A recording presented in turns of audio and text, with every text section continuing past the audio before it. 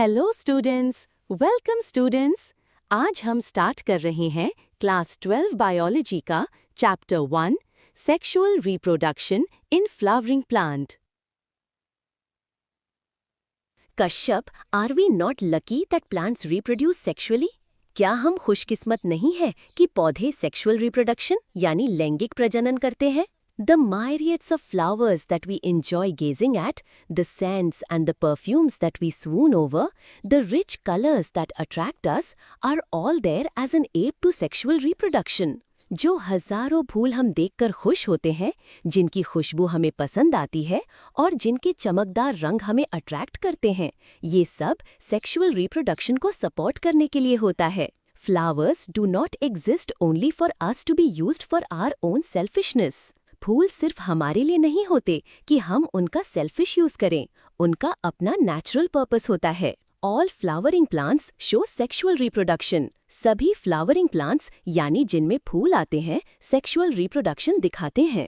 A look at the diversity of structures of the inflorescences, flowers and floral parts shows an amazing range of adaptations to ensure formation of the end products of sexual reproduction, the fruits and seeds. जब हम inflorescence यानी फूलों का group, फूल और उनके parts को देखते हैं तो हमें बहुत अलग अलग स्ट्रक्चर दिखाई देते हैं जो फ्रूट और सीड बनाने के प्रोसेस में मदद करते हैं। In this chapter, let us understand the morphology, structure and the processes of sexual reproduction in flowering plants, angiosperms. इस चैप्टर में हम सीखेंगे मॉर्फोलॉजी यानी बाहरी बनावट, स्ट्रक्चर यानी आंतरिक संरचना और प्रोसेस यानी प्रक्रिया of sexual reproduction in flowering plants जिन्हें एंजियोस्पर्म्स कहते हैं। 1.1 Flower, a fascinating organ of angiosperms. Human beings have had an intimate relationship with flowers since time immemorial. इंसानों का फूलों से बहुत पुराना और गहरा रिश्ता रहा है। Flowers are objects of aesthetic, ornamental, social, religious and cultural value.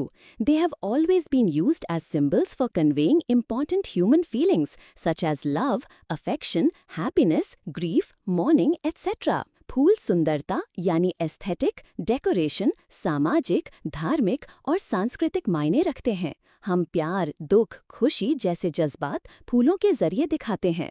List at least 5 flowers of ornamental value that are commonly cultivated at homes and in gardens.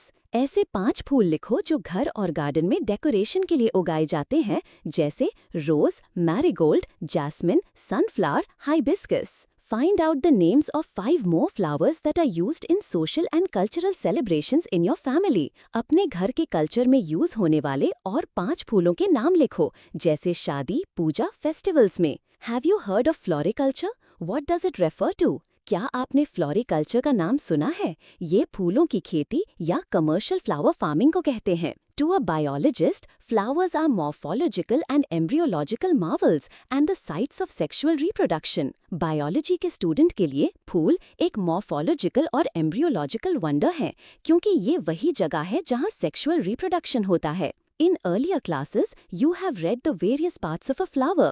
Figure 1.1 will help you recall the parts of a typical flower. पहले की classes में आपने flower के parts पढ़े हैं। Diagram यानी figure 1.1 आपकी याद ताज़ा करेगा। Can you name the 2 parts in a flower in which the 2 most important units of sexual reproduction develop? क्या आप उन 2 फ्लावर के पार्ट्स का नाम बता सकते हो जिसमें मेल और फीमेल रिप्रोडक्टिव सेल्स डेवलप होते हैं? Very good answer.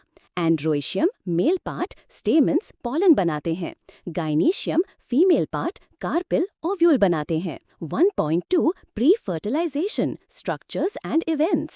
Much before the actual flower is seen on a plant, the decision that the plant is going to flower has taken place.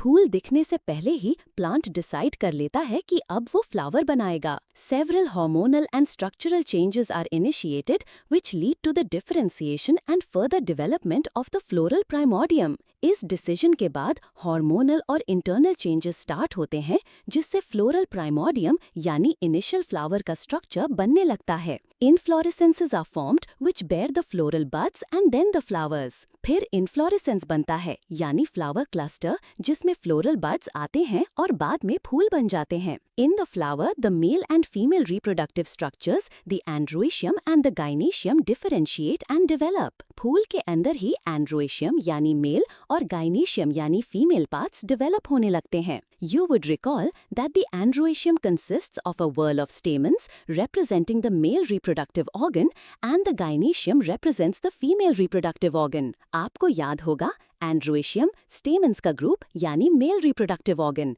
Gynoecium carpels यानी female reproductive organ. अगर आप चाहें तो मैं next parts जैसे 1.3 double fertilisation भी इसी तरह एक्सप्लेन कर सकता हूँ। बोलिए शुरू।